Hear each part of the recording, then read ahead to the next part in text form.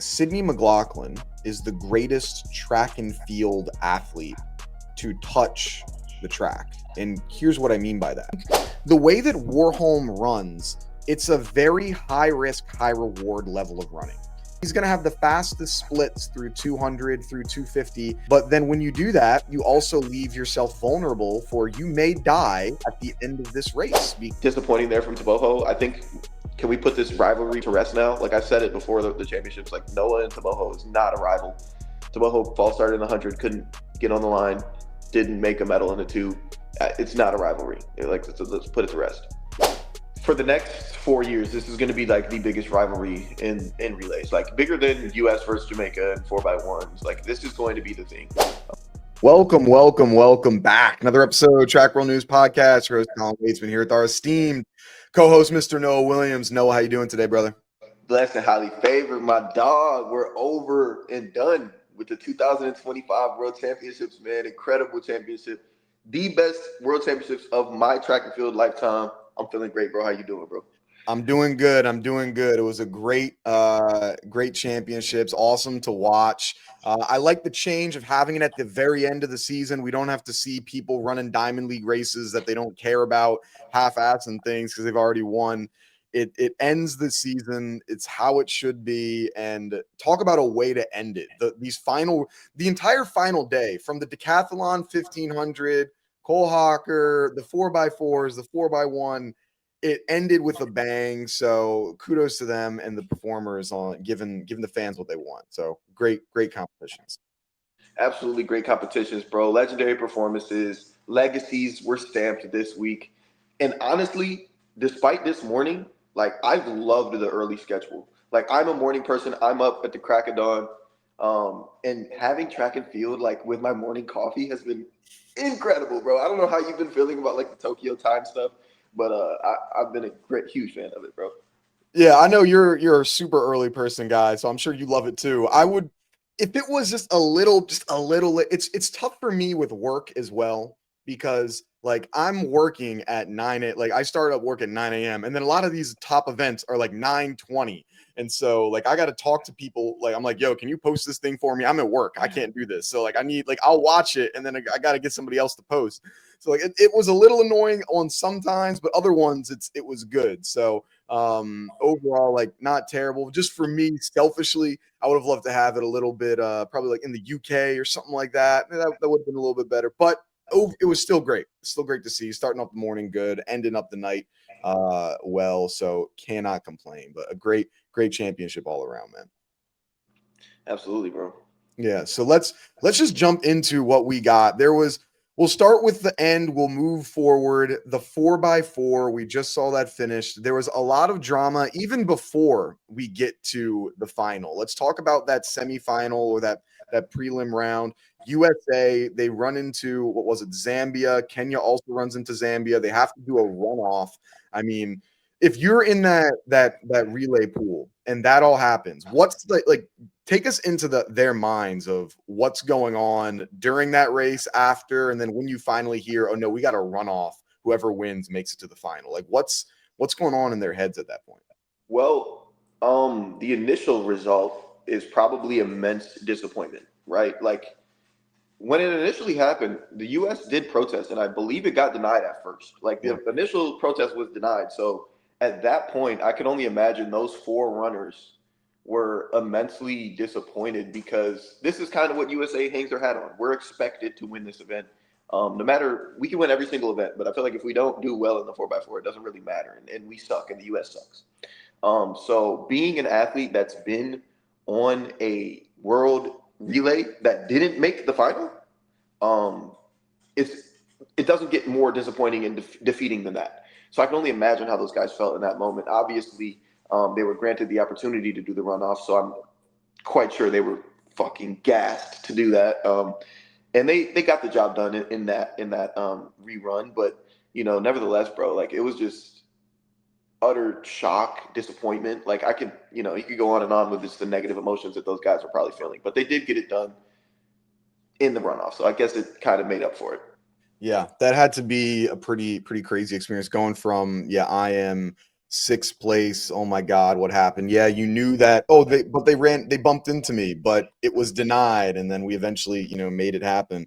Like like the roller coaster of emotion that was going through, and then sending out a whole new different quartet of guys, team that ended up winning in well, many of three of the four of the guys that won in the Olympics, and then going into that final. That rain was torrential. I've pole vaulting in the rain is that sucks. I hate it. It's terrible. They stop most competitions when it gets too bad. How's that feel for you when it's in that 4x4 in that rain? Like, is that something is that affecting you very much? Like, what's the vibe in those situations? I've ran two 4x4s in the rain, actually, torrential downpour type. 2019, I remember MAC championships. I ran in a pouring rain, and in 2021, I believe East Regional, it rained so bad that the lights in the stadium shut off. So like, I've experienced what that's like. But personally, I think it's like a better stage to really drop your nuts because a lot of people automatically fold and hold back a little bit. Oh, it's raining. I don't want to get wet. Oh my God, it's cold. So for me as a competitor, like I want to really show out in the rain. Like, yeah, this shit don't matter. It don't matter to me. It don't affect me. So you could tell that there were certain athletes that were almost thriving in this rain. You know, some of these 400 runners specifically, we can get into that a bit. But yeah, I think as a competitor, if you're really a dog, you're gonna let your nuts hang. Even if it's raining, if it's snowing, it doesn't really matter at that point. It's just because it's raining in every lane. Who's gonna take advantage? Yeah, and there's something that I just love about the just some outside of the track part of it, but the photos of like relays in the rain, those things are cold. Like when Yeah, you're they coming are. across the finish line, like with the baton in your hand, and it's just pouring down rain. Those photos hit a little bit different, and so like it's the well, overall, just I mean, that's what was in the 4x1 for especially for the women last year. It was in the raining, in when we were seeing it, and so it's like it's cold, and it's like this is where the dogs come out to play. Of like it's terrible. This isn't what you trained for. It's different than all what you experienced this entire time. You won't do when the conditions are against you. So that was I thought it was positive. It was a cool viewing experience, I guess, for fans here. Absolutely, bro. So I mean, okay, moving past the prelim of the 4x4 men, we get through. We make it out. All right. Tell me about this final, bro. What you're watching the final, your emotions are going up and down. Obviously, the result was the result that we both expected. I think we both put the same Mhm. one, two, Yeah. three. So tell me what you saw in this final, man. Yeah. So this is what I said was going to happen. And people thought I was crazy for saying, well, really, this is what I thought after you acknowledged it. Like, if you didn't say what you were going to say, I wasn't going to, then I got to thinking of it. So can't take 100% credit. I got to give credit where credit is due. Noah put me on game. I made the switch. I think we both actually were having USA. And then, Yeah, low key. yeah, so we had some last minute changes. But like, once we had put thought to that, I was like, wait a minute, not sure how it's going to go. And then even like once I saw that they had three people in the final, two people that were medalists, including the world champion, it was like, man, this is going to be tough. And then of course, Letsili Tobogo not having a medal going into that final race, he ain't leaving there with nothing, man. And so it was going to be a challenge from the beginning. And then we, have all of that difficulty of getting into the final. It was hard to, we weren't sure what was going on. And you just got beat. Like they just were better. And it's not supposed to happen in for the USA. Like the USA is not supposed to lose the 4x4. We have some of the deepest pockets. You could say, oh, yeah, but they had three people in the final, two people that medaled. Yeah. And their country is a fraction of the size. Like we have so many great 400-meter runners. And we're sending the same team essentially that we had last time. We have the person that's the world lead in the 400 meters, and we get walked down. The greatest 400-meter runner on that quartet, Bry Benjamin, gets walked down at the end there. That was like what it was just a flashback from last year of what was about to happen, but it didn't play out in our favor. And I think we just like we were playing around. And I mean, Vernon Norwood had a great first leg. Vernon Norwood was the only person that had a better split than anyone on Botswana. Vernon gave us a good position, and then everyone else subsequently lost time on that. You can't do that. Like you can't lose 3 legs in a 4x4 and expect to win. And so it's not great to see. I don't like it, but I wasn't surprised. And South Africa almost came up and got that. Like we were it went down to 2 thousandths of a second for us to be able to come in second place. Like Wade put on a leg, man. Like He that did. by Wade was great. He put them in a Incredible. position to potentially win there. And so, yeah, we just weren't performing at our highest. That's what I saw from my perspective.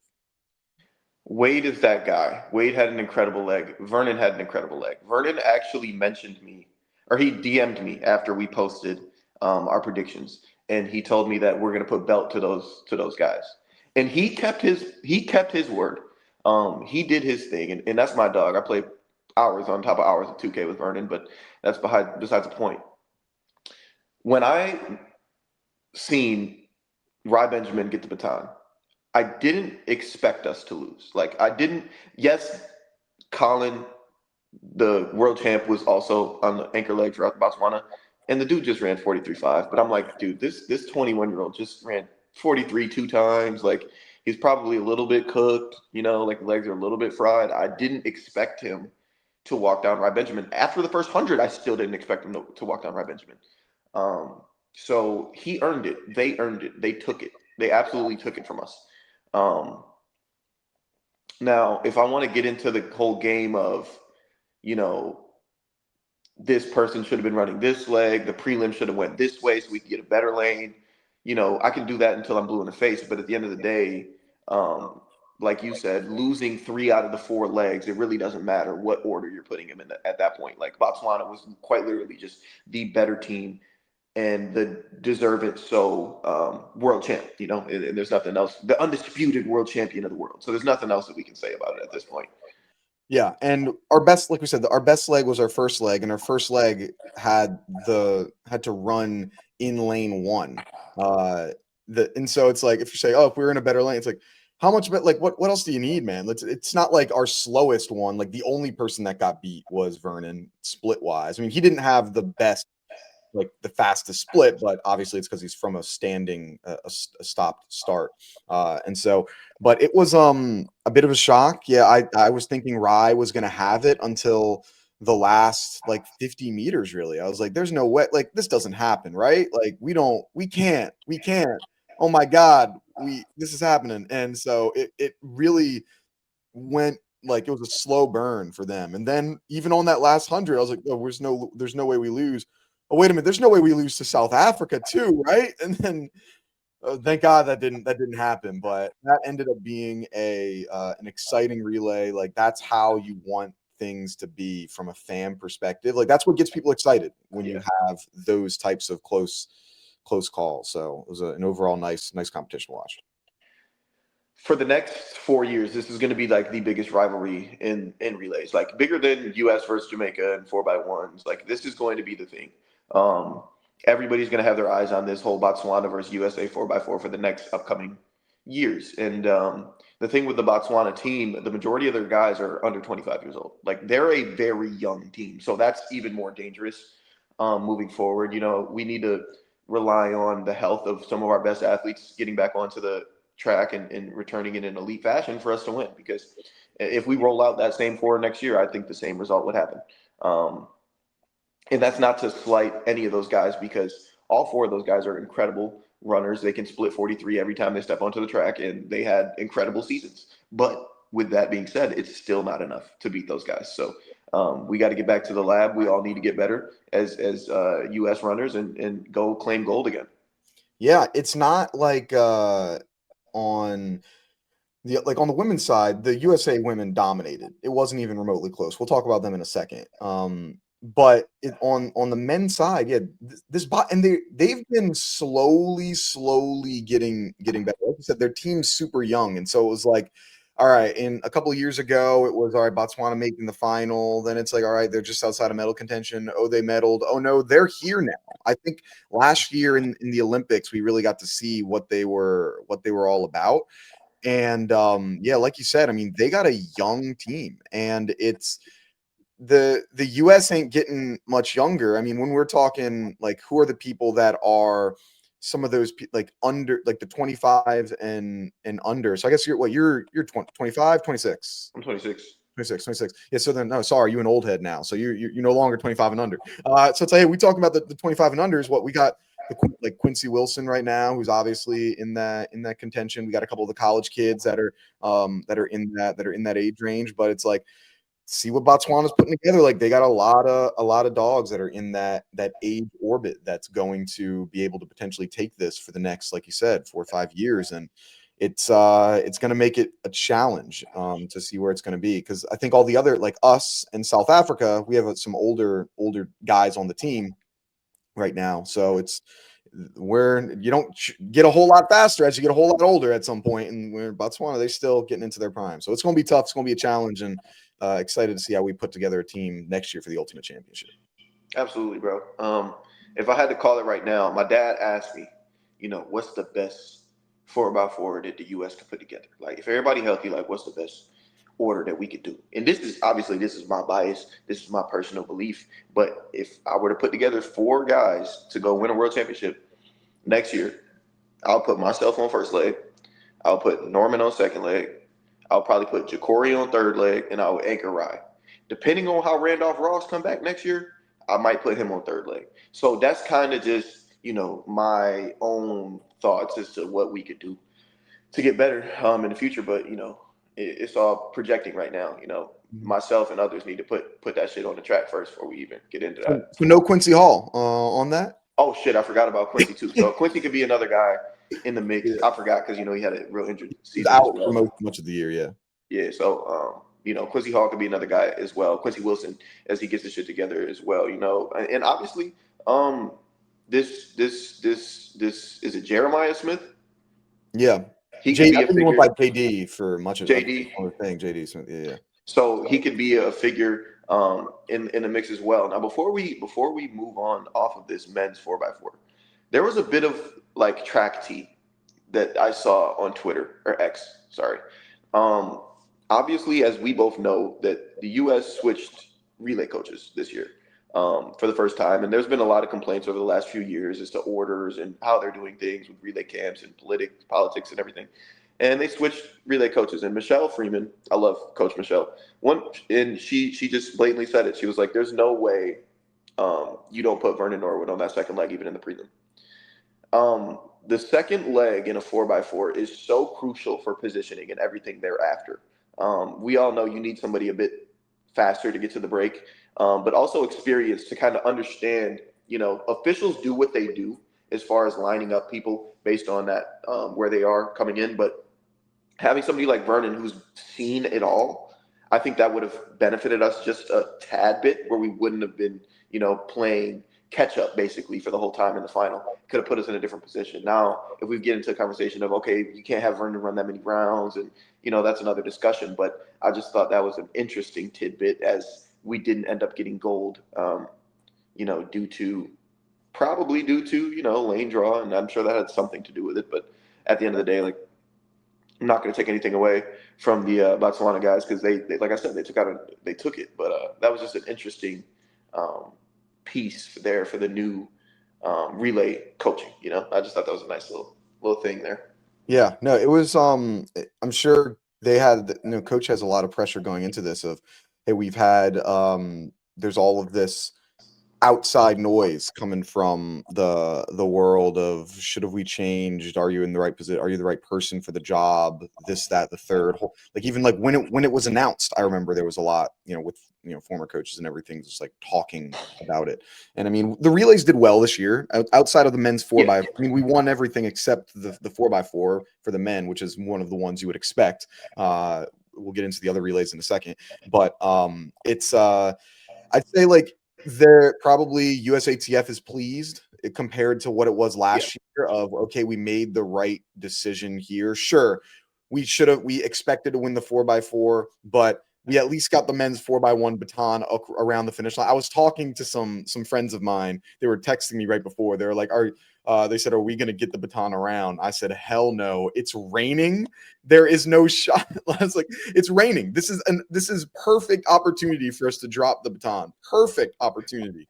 And we didn't. And the people that I was the most nervous about had the cleanest handoff. Like Kenny and Christian's handoff was so clean. And so I was glad to see it. But yeah, I'm sure that USATF is proud and excited to see the way that we were able to perform in the relay. Yeah, for sure. What did I tell you, Colin? Because you were doubting, and I said there's just one person that needs to be on this relay, and we will win. And that one person, Mr. Lyles, he was on there, and we did in fact win. You're right. I didn't think the baton was going to get to Mr. Lyles. Okay. I thought that once I saw that, because I was a little nervous on that second handoff because he had to slow, because Lindsay, the handoff between Kenny and Lindsay, it was still all right, but it was definitely the weakest of the three handoffs.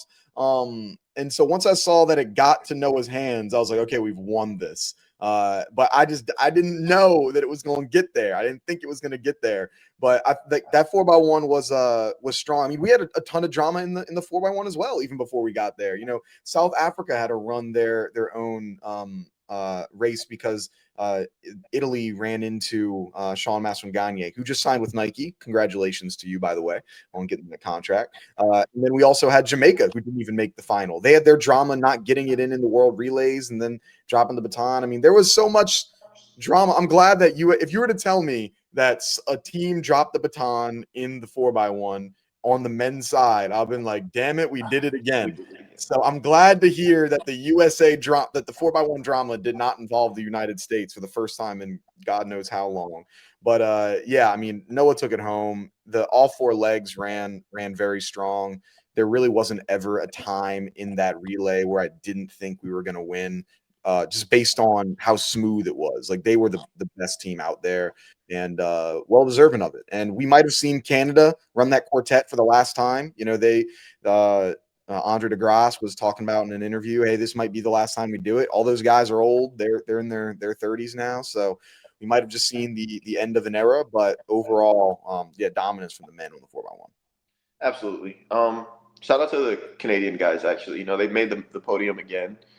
This is an absolutely legendary quartet. As you said, mostly all of them are in their 30s. I think besides maybe Jerome Blake, I think he's like 28. But either way, it's a legendary quartet, and they've put in a lot of work, and they've won a lot of things in their time together. So congrats to them. But U.S. is king of the sprints, man. King and queens of the sprints.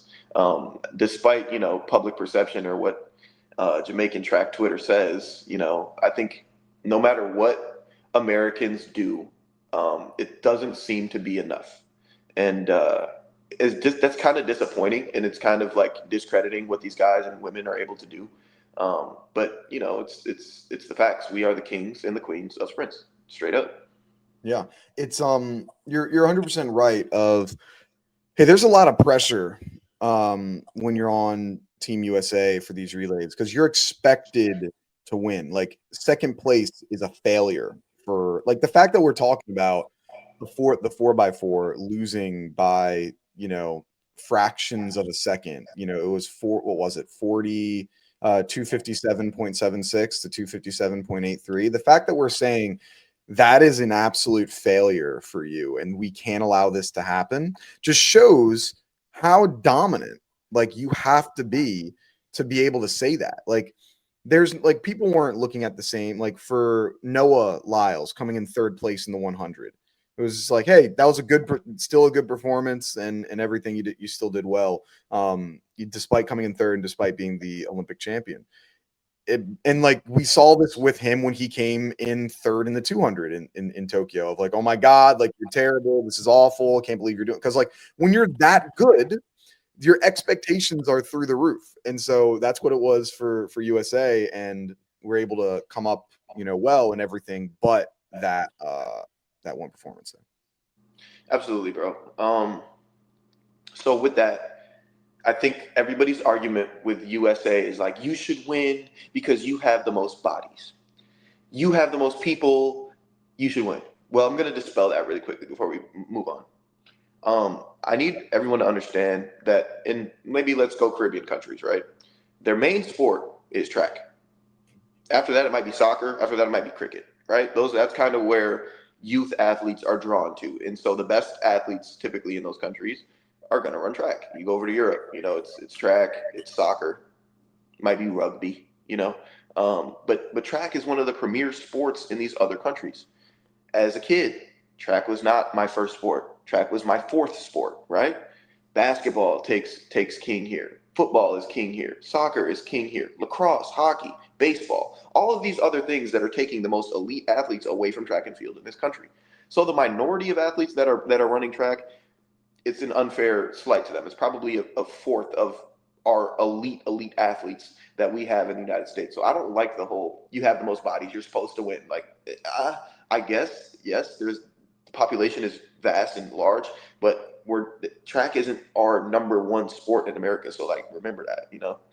Yeah. No, I get what you mean. Cause like by that, you would say, all right, then why isn't China and India also dominating in these races? They have even larger populations than we do. It's like, hey, people's priorities are different. Like, yeah, like the best people, like whoever, like the best 400-meter runner, the best 100-meter runner, the best track and field athlete of all time, probably never ran track. Like the people who Right. like they play other sports, they do other things. Like I think a great example that don't want to talk too much about it, but like Tyreek Hill, like he is undefeated against Trayvon Bromell, who is consensus one of the best like track and field athletes we've seen ever. He's top 10, top 15 100-meter runner of all time. Tyreek Hill was then came back. He ran track now and was still ran very well with on very little training. Of like, dang, if he actually decided to run track, he would have been on this 4x1. Like he'd be one of the greatest, like 100. He could have been one of the greatest 100 meters of all time because he was on that pace, but he decided to go in a different way. And so, how many other people that are playing football, basketball, all that, like you don't think LeBron James could be the greatest decathlete of all time if he was decided to do so? Come on, man. Like they're choosing to do other things, and that's fine. It's 100%. It's understandable. You have different priorities. Like you said, track and field is Jamaica's like national, like that is what they do. If you ever go to Penn Relays, it might as well be called the Jamaican Relays. Like we have like their high school races are doing numbers. Like you would never see a high school, like our high school national championship, that we have in track and field for in the US doesn't like has a fraction of the people. They have things that do better numbers than our US championships for, and it's just for high school kids. Like it is their thing. So yeah, I 100% get what you're saying. Even though they have a fraction of the size of our population, it's like the size of like New York. Yeah. So there you go. There you go. On the women's side, though, completely different story.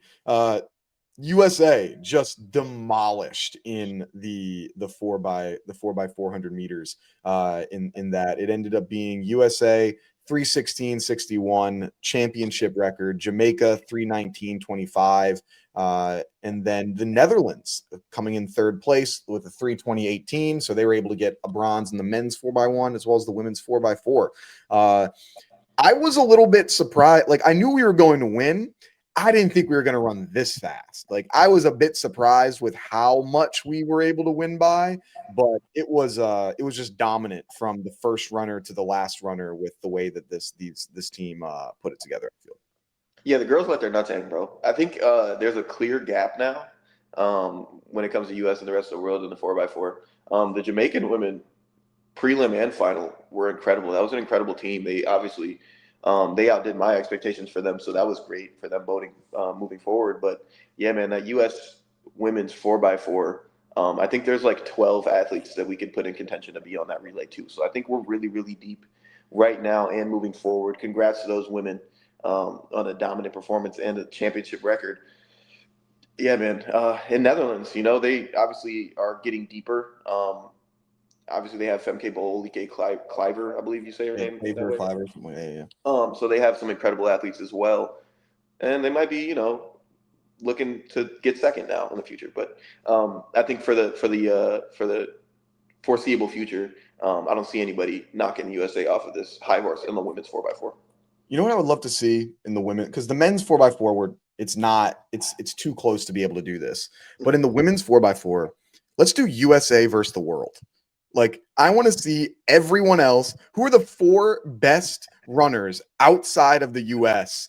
Let's do USA versus the world at this point. Like, there, let's see what we're able to do. Now, yeah, you're gonna. I think it would be a little bit more challenging, but I'd like to see something, man. Like, it's getting, if it's not the world, maybe it's USA versus Europe. I don't know. Like, Yeah, something that we can get a little bit closer. We're beating people by 15 meters in a 4x4. This is yeah, ridiculous to yeah, do. It's insane.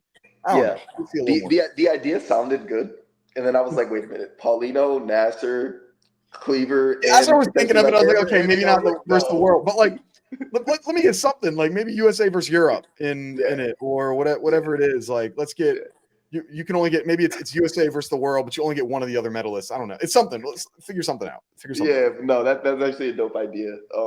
That'll be interesting to say, but to say the least. But yeah, man, the U.S. women are absolutely dominant right now over 400 meters. So um, yeah, congrats to them again. 100%. Then on the women's 4x1, Melissa Jefferson Wooden able to do what Noah Lyles did in 2023, winning the 100, 200, and 4x1. First place 41.75, second place 41.79 for Jamaica, and then Germany rounding out the top three with a time of 41.87. Very clean handoffs by them. The same quartet that they've been practicing together for this entire time. I mean, they look good in the prelims, only swapping out Jasa Sears. She had a really strong lead. Melissa Jefferson obviously improving upon that. Great performance from it. What was your thoughts on that? And then I'll get into that anchor leg too. I had some questions on how you thought that went, but what were your thoughts on the 4x1 here? Toss of the 4x1. Okay, through TT's leg, I was very confident that we were going to win. Um, Nothing told me, we were necessarily going to lose that. Obviously, Shakari's up and down year made it a little bit dramatic as she's getting the baton.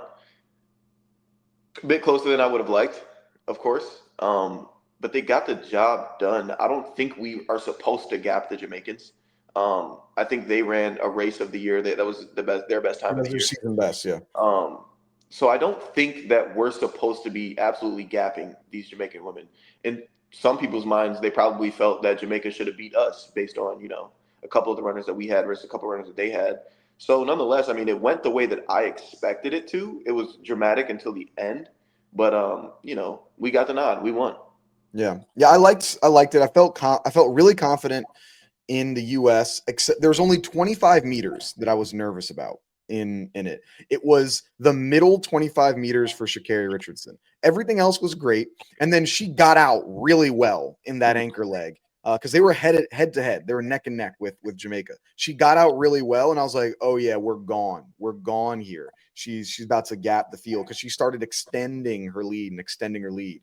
And then Jamaica starts coming in that middle 25 meters. And I'm like, oh my God, she's going to get walked down. This is terrible. And then she's able to hold them off, and we end up getting the win there. But it was exhilarating, exciting. I mean, the clean handoffs help out a lot, obviously, in this, especially given the circumstances. And Mhm. it was a great way to end it. If there's only thing that selfishly I would have loved if Shelly Ann Fraser Price was the anchor leg, and then having that go, hey, from those images and everything would have been great. I mean, obviously she was going up against Melissa, but it's a little different when it's the first leg and everything like that. But um overall, like I thought it went well. I was surprised Sharika Jackson wasn't on that leg, but maybe there's some stuff going on. But overall, like dominant performance and good win for the women there in the 4x1. Absolutely, bro. Yeah. So good stuff. Relays overall, good rating. We'll see how we continue and keep things rolling as we move on here. Then let's back things up. Let's go back over to the beginning of our what we were talking about with the 200.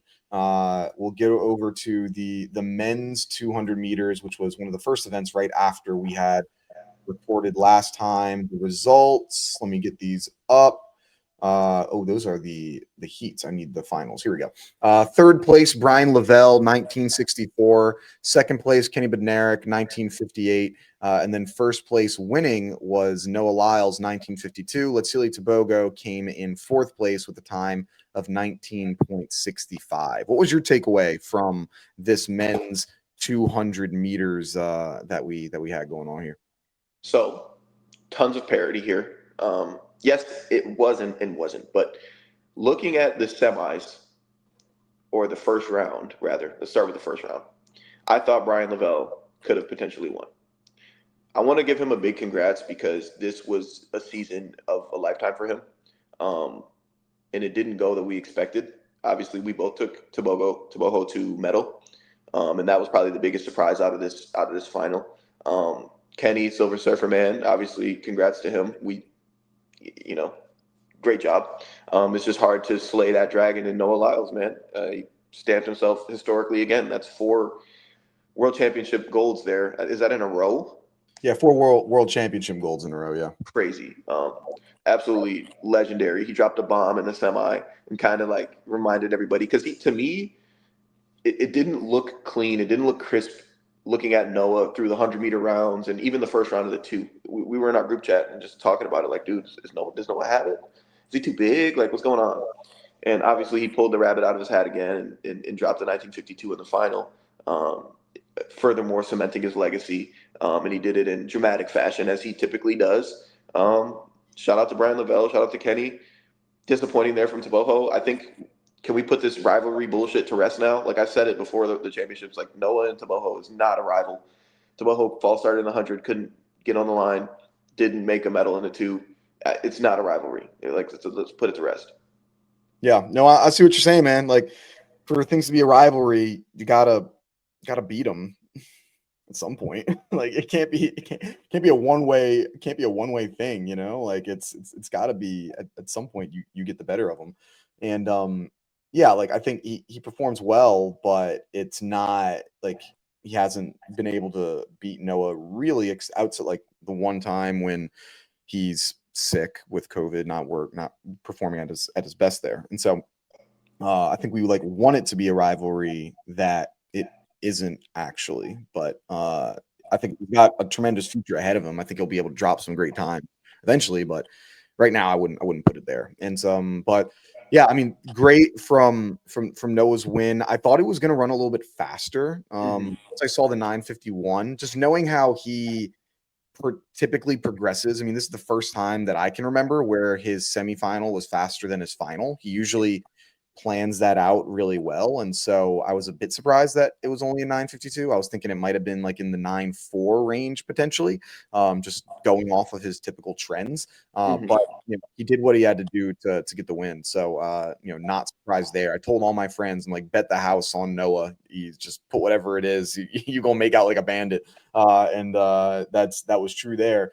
And yeah, to go with what you said of just with Kenny, like I mean, he has the most silver medals in the 200 meters. He has he's equaled now. I think Usain Bolt, or no, he equaled Usain Bolt with the most sub 20 200 meters now.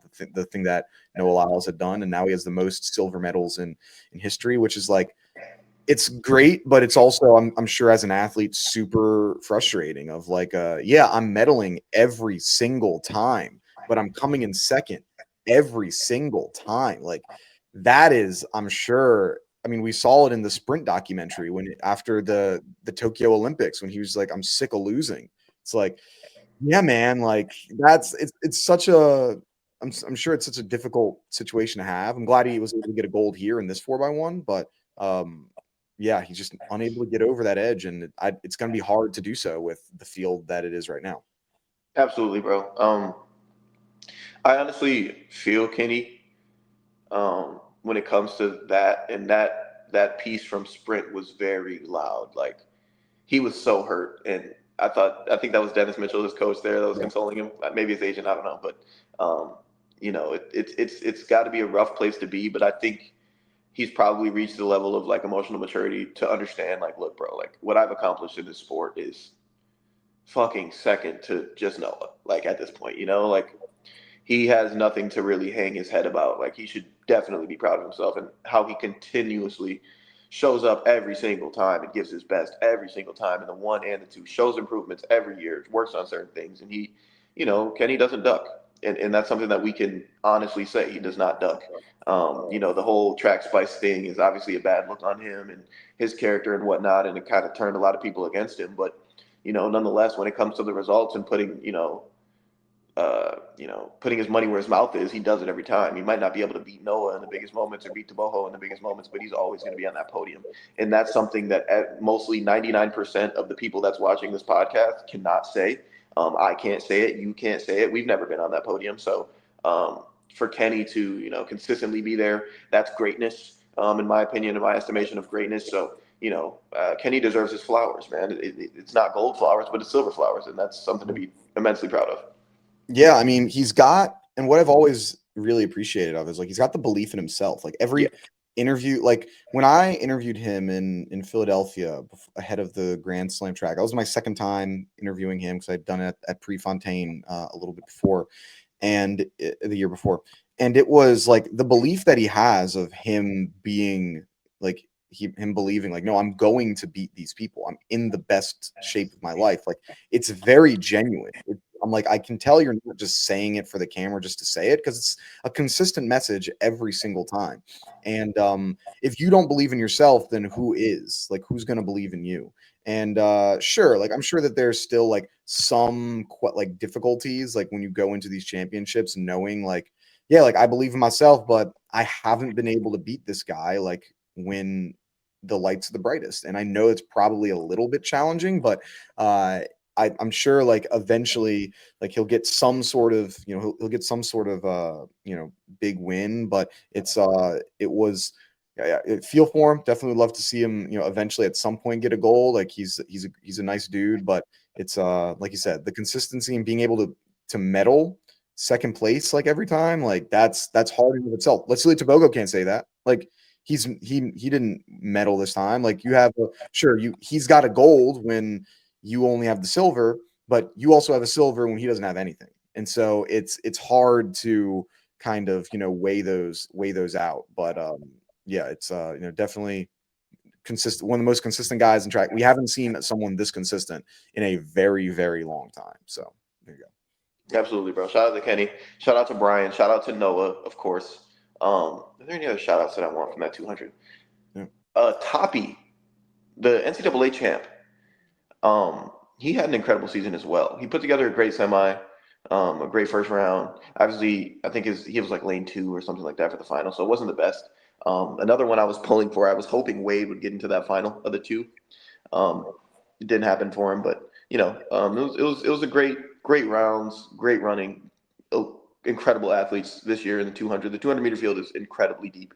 So it was a great championship over 200 meters. Very good, very strong. Looking forward to seeing what's going to happen next year, especially Rye Benjamin announcing he's going to be doing the 200. I'm excited for next year. I'm with the world, like no world championships. It's the ultimate championships. I'm sure we're going to see some athletes trying different events. So it's like, hey, will we see, like, we're going to see Rye Benjamin doing the 2 and the 4. Like, are we going to see a different event from Noah Lyles? Is he going to try to do maybe a 400 or something? Or are we gonna see other people do? Are we going to see Grant Holloway try the 100 out? Because I know he had mentioned wanting to do that. Like, what could we see from some of these, top level guys that haven't done what they normally do? Could we see City McLaughlin-Levrone go into the short hurdles for it? Gabby Thomas trying out an open 400. Like, there's a lot of. I'm excited for next year to see if we can get some new, try some new stuff, because it always makes it fun to see people switch it up a little bit. Yeah, absolutely, bro. So let's move on to the women's two, huh? Women's two, a dominant performer. Once I saw that Julian Alfred wasn't going to be in it, I was like, oh, this is. Are we allowed to just give the gold to Melissa Jefferson Wooden right now? Like, there was no reason to even consider anyone else to win. Melissa Jefferson Wooden, 21.68, world lead from her. Amy Hunt coming in second, big on her to get on the board with a 22.14. Then Sharika Jackson rounding out the top 3 with a time of 22.18. she just dominated every single race that she possibly could. There was no time that I thought anyone other than Melissa Jefferson Wooden was going to be winning this race, because she was winning from step one to the last step. And she's got one of the greatest seasons in track and field history. Like I was looking at for the sprints, the only people that were even better would have been Elaine Thompson Hurrah when she had the when she ran the 10:58 a couple years back, and she won the double and the one and the two in the Olympics, I think 2021. And then Flojo when she ran the world record in the one and the two. Now that's a little bit different, as she really only dominated those two races, which there's obviously a lot of questions about.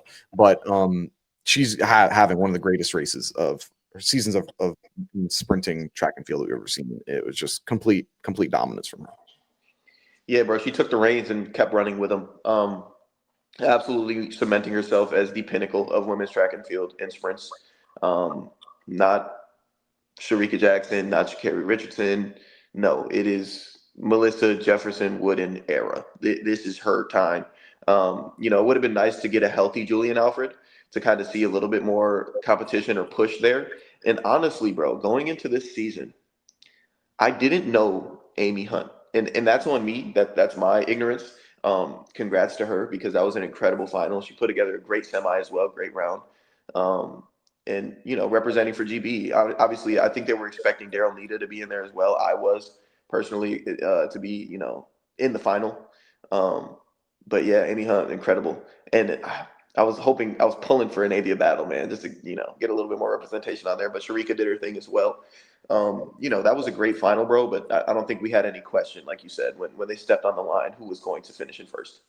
Yeah, it was it was just dominance from her. Like you said, we're in the Melissa Jefferson Wooden era, and it's great to see, exciting, and it's I mean, I'm interested to see what it's going to look like for this upcoming year. I mean, we know that her training partner Sha'Carri Richardson, who is immensely talented and in her own right, was battling injuries for much of this year, and she was battling off the track stuff going on. I mean, the announcers even mentioned it during like the 100. They're like, yeah, she has a court date. I think they said on the 26th. Like like when you've got the announcers talking about your off the track battles, like that's never good. It's weighing in on your brain, I'm sure. And so, like, how is it going to look with this stuff potentially behind her going into next year, and a full year of recovery to be able to get back at it?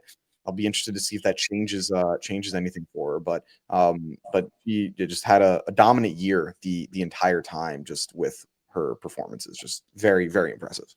I love my comps, right? My NBA comps. If I were to compare Melissa Jefferson Wooden to an NBA player, 1,000% would be Steph Curry. 2015 Steph Curry, when everybody thought no, it's Kevin Durant's time, it's LeBron James' time, it's Tim Duncan's time. No, Steph Curry took it unquestionably, unanimously, and became the greatest in the sport at the time. And same thing goes for Melissa Jefferson Wood. I'm maybe not the greatest in the entire sport, but when it comes to the short sprints, no question about it. Um, Melissa Jefferson Wooden is that girl. She's the one. I don't want to hear any debating about it. I don't want to hear any allegations about what she has going on. And physique wise, like in a similar way to Steph, like she's like the most unassuming out of everybody. So congrats to her. That's my NBA comp for her, Chef Curry.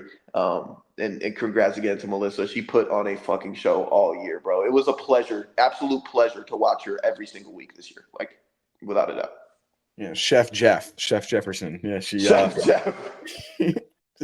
I mean, that's a great comp. Like, yeah, I mean, you don't have if you just see Melissa Jefferson like walking down the street, you wouldn't be like, oh yeah, that's the fastest woman in the world right now. Like you'd be Right. like, oh, like that's my cousin. Like it's my local. Like that. She's just like just looks like a regular person. And it's like same with Steph Curry. You look at Steph, you're like, oh, like that's not a great NBA. That's just a random guy. It's like no, that's like the greatest shooter of like all time. Like oh my Yeah. god. Like so so I think another great comp. You're on a heater right now with some of these NBA comps, man. You're doing pretty good. But no, yeah, she's been doing well. She's been having a really strong season, and once again, excited to see what she does. Does she try to change it up next year, or does she go, hey, this is my first year of dominance, I gotta continue it, even though it's not a world championship?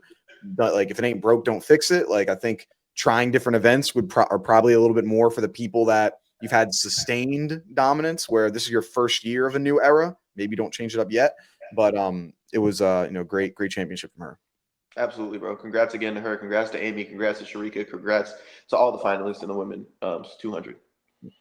Then let's get into that 400 meters on the men's side. We had Colin coming out getting the win from Botswana. Jareem the Dream second place, and then what is it? Bayapo and Dory in third place. First place was 43.53, 43.72 for Dream, and then 44.20 from it.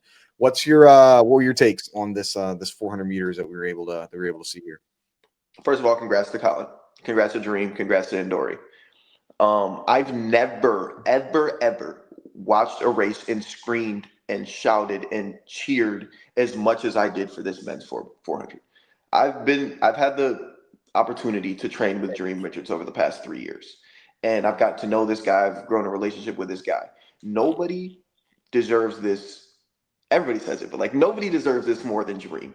I've seen the work, I've seen the disappointments, I've seen the joyous moments, I've seen the injuries, I've seen the setbacks and everything, and his mindset through everything. And all of that came into fruition for him to get that silver medal.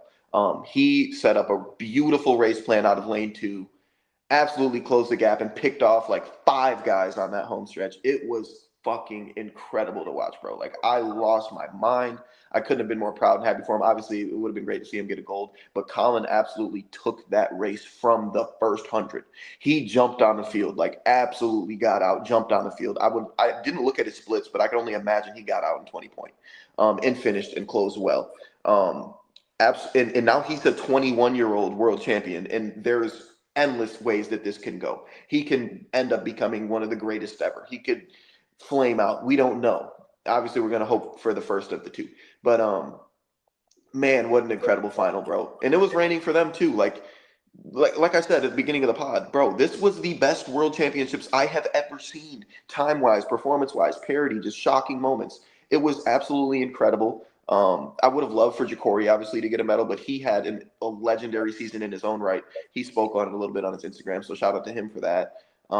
Man, bro, what an incredible, incredible final. And Endori is a guy that I've had my eyes on for years, and he's been a 44.3 in April merchant. He's done it every year, and he's never been able to get over that hump at World Championships. He's always been a guy that flames out. So for him to get a medal was incredible too.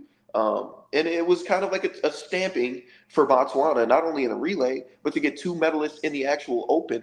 Man, bro, it was, man, it gets me going. Yeah. So I got the splits up right here. Colin split 20.56 in the in the 400 in the first 200. Yeah. And Ja'Cory, I mean, he split in a 20.6. So Yeah. he was going after it. Obviously, he wasn't able to sustain through the end, like his 300 meters. So he was second in his through the first 200, and then he dropped down to fifth through the first 300 with a 31.74. Colin split a 31.33 in the 300.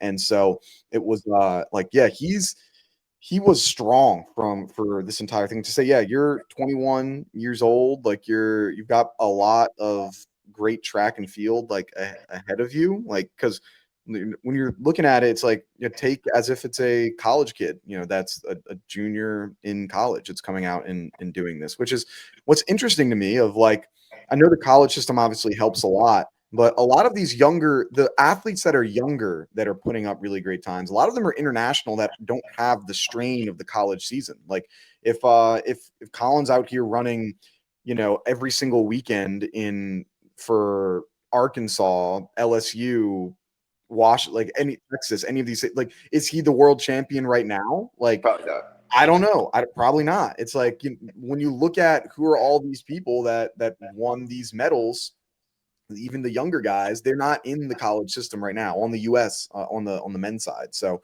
it's interesting to see of how the tables are turning a little bit for it being an international international side of things, and no American getting on the podium. Like, when's the last time the U.S. hasn't been on the podium? Like, really, not even really having many people even close. Like, seventh place, like that's big difference. So no, but yeah, but shout out to him. Great season, dream, like excited. We had him on the show, and he was talking like right after that 400 at the Olympics, and just like how it was so difficult, coming in fourth at one time, and now to get the medal. Like, excited for him as well.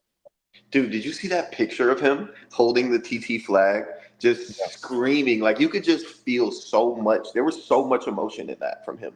And bro, like I could go on for days about how happy I am for him. I'm excited to see him again here soon. But yeah, man, that 400, both men and women, for me was the absolute pinnacle highlight of the meet. Yeah, I mean, talk about that on the women's side. I mean, Sydney McLaughlin-Levrone, we got to check you a little bit here, Noah. You had a loud Ah, clip. Your clip was loud. It was like I can go. Sydney can do anything. She can long jump. She can high jump. She can do all this. I don't. She can't do the 400, bro. I remember seeing it. We talked about it, and then she dropped that time, the American record in the semifinals, and it became real.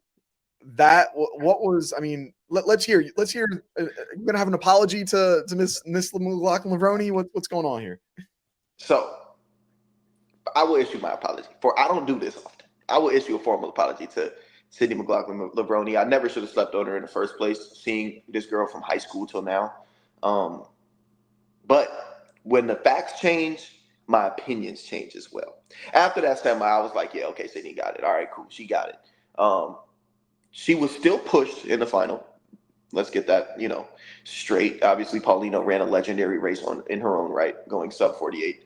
Um, but bro, Sydney is special. Like that's not even like a good word to give to her because she's beyond special. Like her ceiling is we don't even know her ceiling because when I was watching the race, yes, she ran 47.7, but I thought my one of my first thoughts was she can go faster than that. Like had she not lost body position coming off that final turn, she probably could have ran 47 too. That is literally what I thought. Um, so I never should have doubted her. I mean, I did have her getting a medal. Get out of here, man! No, no. She went out there and did her damn thing. She did, bro. Absolutely legendary performance. Probably maybe the greatest performance of the meet. Second fastest 400-meter ever. Behind a very questionable German time from 1980. Yeah. Uh, so I think that record's going to be gone next year. I think Sydney's going to stay in the four at least for next year until she gets that world record. I think that's kind of her thing. She wants the world records, and then she'll move on from that. But man, bro, Sydney is it's an honor to watch her compete and do her thing, man. Yeah, man. Like I was saying it on Twitter the other like right after the women's 400. Like, and I'll reaffirm it. Like, Sydney McLaughlin is the greatest track and field athlete to touch the track. And here's what I mean by that. I'm not just saying, oh, people are like, oh, you're just judging it off of what she's done the 400 hurdles. You're judging it off what she's done the 400. No. What I mean is, if whatever, like Nate, what other athlete can dominate whatever event they want to do? If you tell me that Sydney's like, yeah, I'm doing the 100 in next year, like you might be able to mess around and win something. Like you've proven the world wrong, or you've proven people right every step of the way. Like you've done things that no one expected you to do every single step of your career. You've made an Olympic team as a junior in high school, individual Olympic team. Like everyone's talking about, like what Quincy Wilson did last year was insane. It was incredible. At the end of the day, it was still just it was still you're making a relay team as a sophomore, I guess.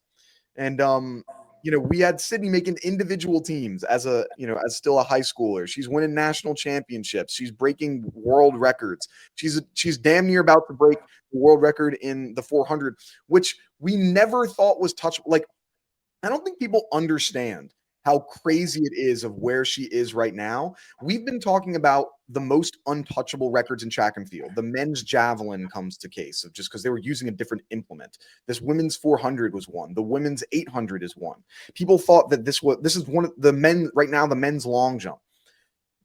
She's making the impossible look possible, and it makes it look now like it's almost going like guaranteed to happen. Like the athleticism that she's got, and then just like when she finishes races, she's just so humble about it. She's like, yeah, we gotta when you got a great group of women like ahead of you, you can push out and do well. And I gotta admit, like this was the perfect situation for her to do well. Like Paulino dragged her to that time. Like Nasser helped drag. Like she had the perfect triple of people to help her get to that time. That it was an excellent performance, like you said. I think one of the best of the meet. So I wanna run with what you said about whatever she chooses to do, she's dominating in it. I want to remind people when she raced Gabby Thomas over 200 meters. I believe it was either 2023 or 2024. It was like LA Grand Prix or Mount Sac, something like that. She beat Gabby Thomas over 200. Gabby Thomas was the Olympic champ over 400, and Sydney beat her in the 200. My fault. Gabby Thomas was the Olympic champ in the 200, and Sydney beat her in said 200 meters. So like, there's quite literally nothing this girl can't do. I remember watching her long jump in high school. Like, it's just, yeah, she is the greatest athlete in the history of this sport, bro. It's incredible. We're blessed to be able to be in this era where she's doing these things, man. It's just incredible. Can't be stated enough. Yeah, it was great performances, and I got to get your take. Did you see Paulino's interview afterwards? Yes. So for those that didn't know what happened, so Mariana Paulino, obviously she runs a national record, 47.98 to come in second place. She was asked about it, threw a little shade Yeah. at Sydney McLaughlin, where she was like, "Hey, essentially, I don't have the exact quote. It's also in Spanish, so that it's through translation anyway. But essentially, if I'm making sure I hope I'm not completely misconstruing it. Let me know if I am, and in the comments, let me know if I am. It's she was essentially saying, I'm running. We ran this race 5, 6, 7 times this year, and so I'm really gearing up through this entire season compared to someone that's only racing in the 400 2 or 3 times over the course of the season, essentially saying, yeah, she came in, she did the 400, but it's not the same because you're really only running 2 or 3 times versus me. I've been in it this entire season, running 6 or 7 times throughout this entire year, and it just kind of throwing a little bit of shade at Sydney. And this is also after Sydney won. What was your take on that on Paulino's comment there? So when I first read the script, I was like, oh yeah, like I mean, yeah, that's fair. Like I think she said it like for 5 years she's been doing this. And I'm like, oh yeah, that's very valid. That's very true. And I kind of discounted the like what she said about like the two, like as opposed to someone coming out here doing it like 2 or 3 times. And I honestly didn't even think like I wasn't being mindful. And then I might have seen it again on my timeline. I was like, wait a minute, is she talking? Wait a minute, she is talking about Sydney. There's somebody else she's talking about but Sydney. And I'm like, dude, like, come on, bro. Like, be a little bit more graceful, a little bit more respectful than that. Like, if it wasn't for Sydney, like you would not have run that time, I don't think. So you could be a little bit grateful for her in that light. But there's an old phrase. I might get it a bit wrong, but you don't piss off a bear. You shouldn't poke a fucking bear. And Sydney's a bear. Don't piss off a bear, bro. She doesn't need more fuel to that fire, bro, at all. Yeah, no, I'm with you there, and I also look at it from the other perspective too, of like you're saying, oh man, I did this 5, 6, 7 times throughout the year. You only did it 2 or 3 times. Okay, so then you shouldn't have lost. Like if you're telling me like that, like you're telling me all this experience mattered, right? Like, hey, I've got this experience, I mattered. Then why did you lose? If what you're saying is true, then why'd you lose? Like then there should be no feasible world where you lose because you've been doing this, right? So it's like, why would you even say that? Why would you even say that? And then like also they were supposed to race each other at the last Grand Slam. Like if it didn't get shut down, Sydney announced in the beginning that she was going to run the 200 400 double at Grand Slam at the last one, but it didn't happen. And so like it was just such a weird comment to see. Like why would like I don't know, it just didn't feel like you ran a personal best, you ran a national record, you came in second place, and you lost to someone that's been training for this exclusively for 4 months. it's like she's only going to get better at this event. Like, why are you poking the bear? Like you said, now if she's going to be doing the 400 next year, now she's going to have a year and a half or a year to train for this thing. How do you think she's going to look then, knowing also, oh yeah, you were talking mad trash after I beat you last time, claiming I only did this 2 or 3 times. Sydney would never mention that. She's too humble to like bring this comment up, but she saw that. She saw that. And so it's yeah, I just think it's going to be, you're fueling fire. Like, it's like you're giving Jordan more reason to it's now personal. Like, you shouldn't have made it personal, and it now is. Can I give you another comp? You said Yes, Jordan, but I want to give you another another. comp. Okay, Yeah, okay, all right. So I'm going to take you guys back to 2018. Okay, Paul George was second in MVP voting in 2018. Absolutely legendary season, incredible season. He was consensus as one of the best players in the NBA. And they got put out in the first round behind Damian Lillard hitting an absolutely incredible shot from 40 feet away. And they asked Paul George in the interview, like, what did you think about the shot? Whatever. He's like, oh, yeah, that's a bad shot. That shouldn't go in. So basically, it was like a very bitter ending to this whole thing. After he got beat, he's like, oh, that was a bad shot, kind of just slighting his opponent that had outdone him that game. And that's kind of the way that I seen the Paulino thing, is like, you didn't have to do like the undermining of the athlete that just beat you, bro, or ma'am. There was no reason for that, So kind of just, win with grace, lose with grace. And that little tidbit, it just wasn't needed. I guess, you're a little bit bitter after you lose, but you got to kind of swallow that a little bit. And it's been a while since somebody knocked Paulino off. So, she was on her high horse since, she took it from Shawnee, and now this might be another changing of the guard here. Probably yeah, is. yeah. I mean, I'm curious. Like, I wouldn't be too surprised if we don't see Sydney McLaughlin running 400 hurdles for a while now. Like, I think. Yeah, I'm sure that she probably wants to get that time under, what is it, sub 50, like, or sub 51, whatever. Like, I'm sure she was really excited to do that, but I think this probably piqued her interest even more of like, wait a minute. Yeah, I really may want to get that 400-meter hurdles under some crazy time, but now that I see that a world record is possible in the open 400, all right, that opens things up here a little bit. Like, even like, and we could see it because even Femke Bol, like in her post race interview, that she was asked about Sydney McLaughlin. She was like, I'm probably not standing here with the gold medal if Sydney McLaughlin was in this race, which is like, that is insane to say. Like, I don't think people get, like, as an athlete, that like, you just won the world championship, right? And you're saying I would not have won if the other athlete that normally runs this is in here. That's crazy. Like, that's how, like, the amount of respect and knowledge to have that of, I only even have a chance at winning this because somebody decided to go on a side quest. That's like, that just shows your level of dominance and like how the respect that Femke Bol has for Sydney McLaughlin, that she even was able to say that to the press. Like, she could think that. Like, it's one thing to think it and to like internalize it and to know it. It's another thing to say that into the world and let other people and the press know, like, yeah, I wouldn't be sitting here if it wasn't for Sydney deciding to do something else. Yeah, and mind you, Femke is the second fastest woman ever over 400. Yes, yes. It's not like she's like fourth or fifth. She is the second greatest of all time, and she's even recognized. Like, that is crazy. It'd be like if Noah decided to do the 400 and Kenny Bednarik ends up winning the 200-meter gold, and it would be like if he said, "Yeah, the only reason that I won this is because Noah decided to do the 400." That, like, I don't think he would say that. I don't think he would, like, but that's to the level of what this is. Like, Femke is to Sydney as Kenny is to Noah right now, where, I mean, it's probably a little bit, I mean, they're the two greatest of all time in the 400 hurdles, but you get what people get. Yeah, it's a good comp. Yeah. And so it's just like, I don't see a world where Kenny would say anything like that if he beat Noah, if he wins the 200 because, Noah decided to go on a side quest. So it's just, it's super interesting to me, to see her acknowledge that level of greatness, that level of dominance that she's had in that event. And it's a cool thing to see. Absolutely, bro. Cool. Absolutely. Any other of the top performances that stuck out for you to kind of go over? Yeah, I want to kind of talk about the men's 4 hurdles a little bit. Obviously, we had Rai Benjamin winning again, or winning his first world championship in the 400-meter hurdles.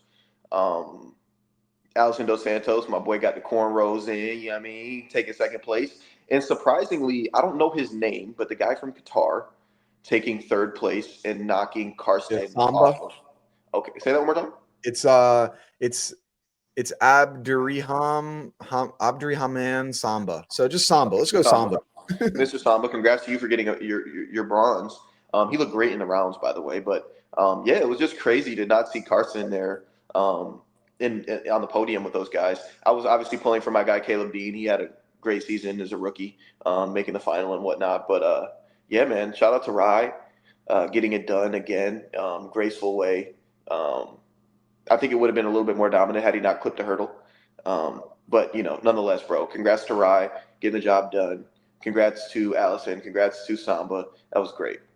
Yeah. I mean, Rye, a dominant performance on his race. Like, let me take a look at the splits here where he was. I mean, obviously Warholm always starts out going crazy, but Warholm starts with the 1097, Rye Benjamin 1107.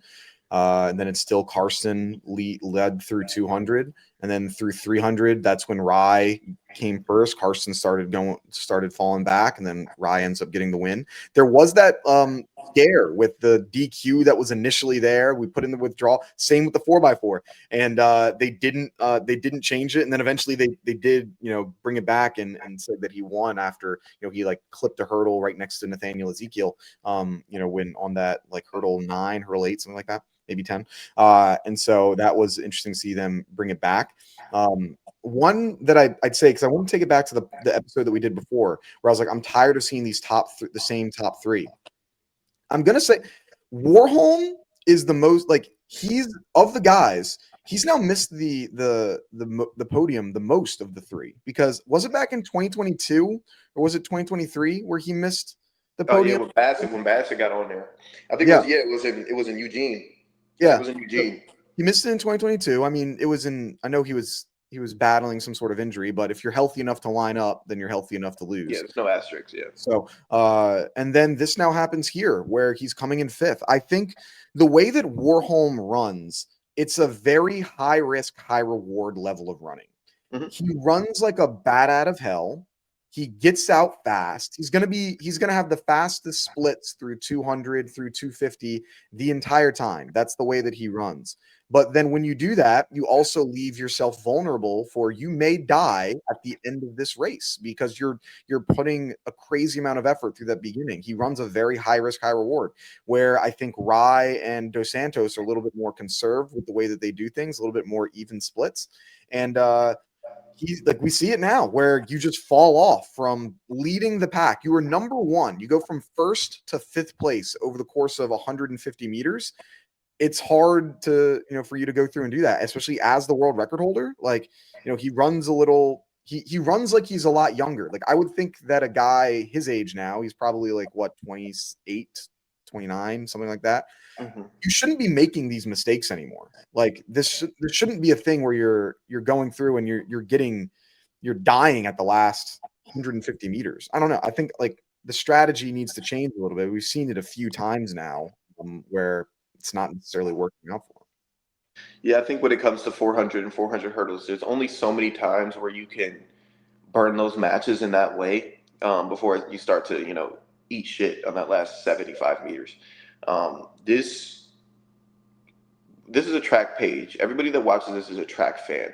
And I think everyone has enough knowledge and wherewithal to know that the 400 and the 400 hurdles are both man races. Like, that separates boys from men. And Colin's aggressiveness in the way that, or not Colin, Carson's aggressiveness in the way that he attacks this race is manly as it gets, brave as it gets, ballsy as it gets.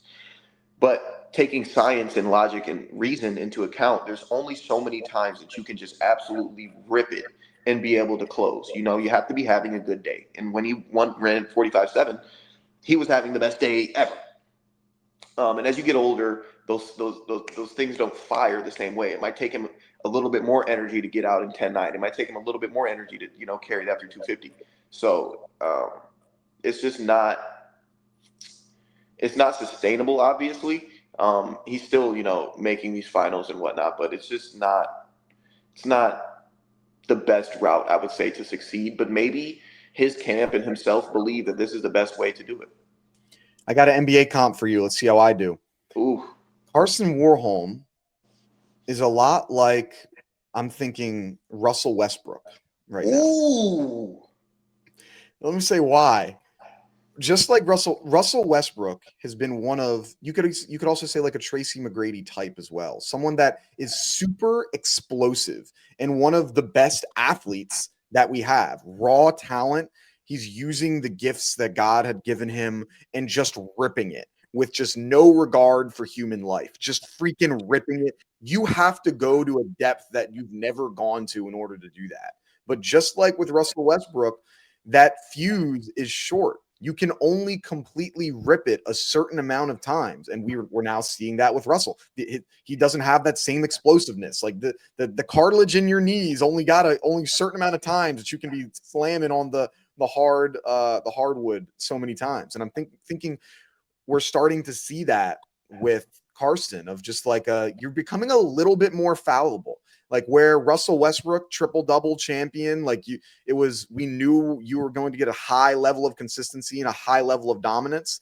Same what we thought with Carson in 2021, and then right now we're starting to see, hey man, like this is this just going out there and ripping it, starting to catch you. Like you're coming in fifth place now, like you're why are you coming in fifth place in these races? You're in a 47:58. We got a kid that ran a whole college season starting in December and January, beating you in Nathaniel Ezekiel. Like, how is this happening? I think that's my NBA comp for the day. Incredible, bro. I think that was a great assessment. A great comp. You just shitted on my comps for today. Thanks. But no, man, that was a very accurate one there because Westbrook obviously he's had to pay the piper now at this point in his career after so many years of intense ball play. And I think it's very similar in Carson's field. I think he's younger than Russell Westbrook. I don't think he's in his 30s. He could be 30 exactly, but he's still not. I wouldn't say he's old by any means. He's just been Yeah, around for a while. yeah, I'd say where we saw Russell right when he started change, like right after OKC, when and then he started going to like what I think the Rockets after, like I think where hey, you still got it a little bit, a couple years ago when he was, I guess, probably 30 about at that time. I think we're like Carson still is a dominant force. Like I'm not saying he's not. I'm not saying he's washed. He's done. He's not there yet. But like we're starting to see that this guy that was Superman, that was invincible, that no one could beat, we're starting to see that invincibility fade a little bit. And it's like, you're still dominant. You can still put up some great performances. I'm sure you still will be in, like, I'm still going to be putting you in my top 3 for a lot of these performances, but it's going to be, I think it's going to just be a little bit closer, and it would take a little bit changing of your strategy now that you're in your late 20s or potentially early 30s now. Absolutely, bro. I agree. And, the field is young. Rye's pretty young. Allison's even younger than Rye. Nathaniel Ezekiel just left college, so it's a young field, man. So we'll see. Yeah, it'll be good. We'll be good. But I mean, overall, I mean, I think we spoke on this in the beginning of the show. This World Championships just super exciting. I'd say outside the events that we normally talk about, I'd love to just cover some of the things from that I thought were exciting, some top performances. We talk about dominance, and I brought him up before, but Mondo Duplantis with his world record that he's got of once again shattering his own world record. Like the level that he's beating everyone doesn't happen in any other event. There's nothing like where do you want to know how much better Mondo Duplantis is than everyone else in the world? The 8th place performer was closer to second place than the second place finisher was to first place. That is how dominant right now Mondo Duplantis is. Think about that.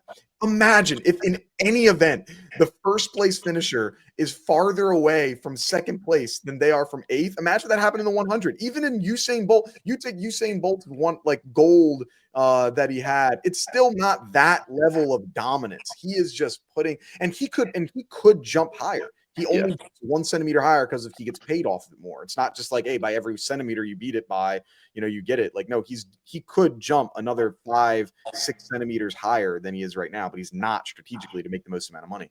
It's just a crazy level of athleticism. I hate that the pole vault is so technical because I'd love to see him do other events. I don't know how well that athleticism translates to other events. Like maybe the triple jump, he could do well in that. I know he did that back in high school, but I don't know. I think it'd be hard to say him for if he was like, yeah, I'm going to run the 100. I know we saw him running against Carson. I don't think he's running, 10 O's or, sub 10s, but he is another person that has just been so dominant. I love to see, like, try something else because you're so dominant at this point. Just do some side quests. I don't know, man. Yeah, bro, get back to the hundreds, bro. Yeah, do something. It's just crazy. Crazy level of dominance. Any other performances that kind of stuck out for you that we didn't kind of talk about over this World Championships? I mean, we talked about how crazy the Krauser thing was. Obviously, opening up at this meet and still winning was absurd. We gave Tara Davis her flowers. Did Rojas win the triple? No, she came in third. Okay.